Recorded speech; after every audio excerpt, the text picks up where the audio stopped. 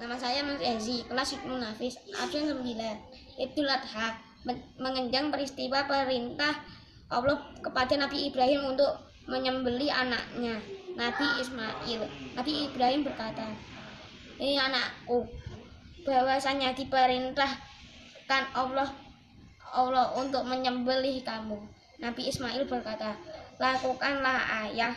Dari peristiwa itu kita disuruh Allah untuk bersabar menjalankan perintahnya. Maka dari itu dalam pelaksanaan perintahnya dalam melaksanakan penyembelihan kurban di saat pandemi ini, kita harus mendengarkan protokol kesehatan dari pemerintah, harus berjaga jarak dan memakai masker. Sekian tausiah dari saya. Wassalamualaikum warahmatullahi wabarakatuh. Allahu Akbar, Allahu Akbar, Allahu Akbar, Allahu Akbar, Allahu Akbar, walillah ilham. Teman-teman yang dimuliakan Allah Subhanahu wa Ta'ala, pada kali ini saya akan bertausiah tentang hikmah Idul Adha. Idul Adha yang dirayakan umat Muslim pada kali ini ternyata memiliki sejarah dari Nabi Ibrahim. Kisah Nabi Ibrahim bermimpi. Dalam mimpinya itu dia disuruh Allah untuk menyembelih anaknya, Ismail. Dan pada tanggal 8 dia merenungkan diri dan dia meminta petunjuk dari Allah Subhanahu wa Ta'ala. Dan pada tanggal 9 Dzulhijjah dia diberi petunjuk oleh Allah.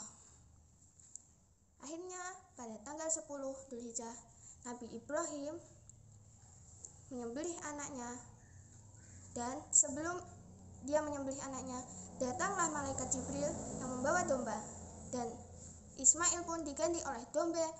Jadi kita harus bersyukur karena pengorbanan kita saat ini tidak sebesar pengorbanan Nabi Ibrahim. Sekian tausiah dari saya. Selamat Idul Adha. Mohon maaf jika ada kekurangan dan kesalahan. Wassalamualaikum warahmatullahi wabarakatuh. Tak terasa kita telah dipertemukan dengan Hari Raya Idul Adha. Hari Raya Idul Adha adalah hari untuk menyembelih hewan. Contoh hewan yang disembelih: domba, kambing, sapi, kerbau, unta. Yang sah untuk dikorbankan: domba berumur 1 tahun, kambing berumur 2 tahun, sapi kerbau maksimal berumur 5 tahun, yakni maksimal berumur 7 tahun. Hukum berkurban adalah sunnah muakkad, yaitu sunnah yang dikuatkan. Sekian ilmu yang saya berikan. Wassalamualaikum warahmatullahi wabarakatuh. Assalamualaikum warahmatullahi wabarakatuh. Waalaikumsalam warahmatullahi wabarakatuh. Saya Putri Dwi Trisliani, selaku murid SDIT Mamdukotop. Saya mendapatkan banyak manfaat, barokah, dan hikmah.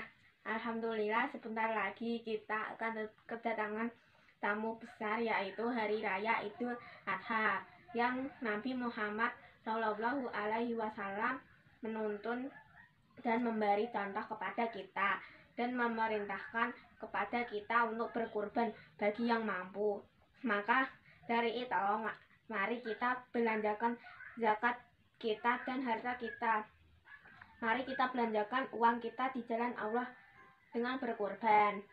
Maka dari itu saya mengajak kalian untuk berkurban agar mendapatkan pahala yang lebih.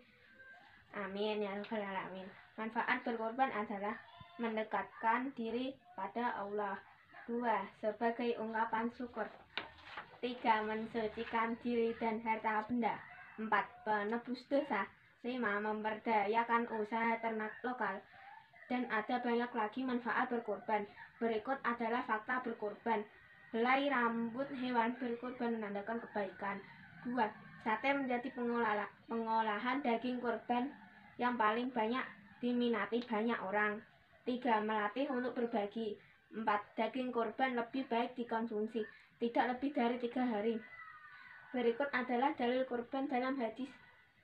Tidaklah seorang manusia melakukan suatu amal pada hari Nahar atau 10 Dzulhijjah yang lebih dicintai Allah Shallallahu Alaihi Wasallam daripada menumpahkan darah atau menyembelih kurban. Sesungguhnya hewan kurban itu akan datang pada hari kiamat dengan tanduk bulu dan kukunya. Sesungguhnya Allah telah menerima niat berkurban itu sebelum darahnya jatuh ke tanah. Maka bersihkanlah jiwamu dengan beribadah kurban. Hadis Al-Hakim, Ibnu Majah, dan At-Tirmizi. Saya akhiri tausiah Idul Adha ini dengan mengucapkan jazakumullah khairan hasirah. Wassalamualaikum warahmatullahi wabarakatuh. Waalaikumsalam warahmatullahi. Teman-temanku yang dirahmati Allah Subhanahu wa taala, kali ini saya akan bertausiah tentang Mah Idul Adha di tengah pandemi Covid-19. Ibadah kurban merupakan ujian keimanan Nabi Ibrahim alaihissalam. Maka mau mengikuti perintah Allah Subhanahu wa taala atau justru menentang perintah Allah Subhanahu wa taala kepada Nabi Ibrahim agar menyembelih putranya sendiri mengandung pesan bahwa betapapun besar cinta seseorang kepada anak atau apapun yang dimiliki bukanlah sesuatu yang berarti bila Allah mengendakinya. Ridha Allah lah yang sejatinya paling berarti dalam hidup ini. Untuk membalas pengorbanan tersebut, Allah Subhanahu wa taala memberikan pengganti seekor domba besar atas keberhasilan Ibrahim dan Ismail dalam melaksanakan perintah dan ujian yang amat berat itu. Jika tiap muslim menetapkan imam mendahulukan perintah Allah dari urusan yang lain, maka Allah Subhanahu wa taala pasti menggantinya dengan yang lebih baik. Apabila perayaan Idul Adha ini digunakan untuk membuat semangat berkorban untuk negeri tercinta yang saat ini sedang menghadapi musibah yang sangat berat, wabah Covid-19. Dalam kondisi seperti ini, bagi muslim yang baik, teruslah berdoa kepada Allah Subhanahu wa taala agar negeri kita menjadi selamat, aman, dan damai. Sekian dari saya, kalau ada salah, Saya Syifa dari kelas 6 Nafis. Hari ini saya akan bertausiah tentang Idul Adha. Idul Adha adalah hari raya seluruh umat Islam. Pada hari ini diperingati peristiwa kurban, yaitu ketika Nabi Ibrahim yang bersedia untuk mengorbankan putranya Ismail untuk Allah. Kemudian sembelihan itu digantikan olehnya dengan domba.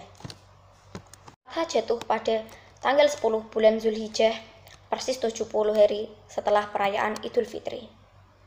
Hari raya ini umat muslim berkumpul pada pagi hari untuk melakukan sholat id bersama-sama di tanah lapang atau di masjid, seperti ketika merayakan Idul Fitri. Kedua adalah meraih ketakwaan.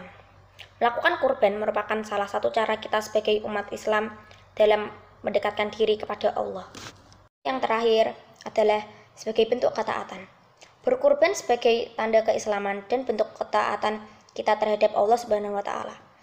Bagi muslim yang mampu, maka kurban adalah hal ibadah yang wajib dilakukan. Saya, wassalamualaikum. Waalaikumsalam warahmatullahi wabarakatuh. Teman-teman, hari ini saya akan bertausiah dengan tema Idul Adha. Jadi, pelaksanaan ibadah kurban yang dilaksanakan pada bulan Dzulhijjah adalah salah satu ibadah utama yang disunahkan dalam Islam. Sebab dalam ibadah kurban terdapat makna memurnikan cinta dan pengorbanannya hanya untuk Allah Subhanahu wa taala. Maka mentadaburi makna kurban sesuai Al-Quran dan hadis Rasulullah Muhammad SAW sangat patut ditiru. Dan kurban mengajarkan kita ikhlas dan untuk saling berbagi. Sekian itu tausiah saya. Wassalamualaikum warahmatullahi wabarakatuh. Saya ingin bertausiah bertema Idul Adha.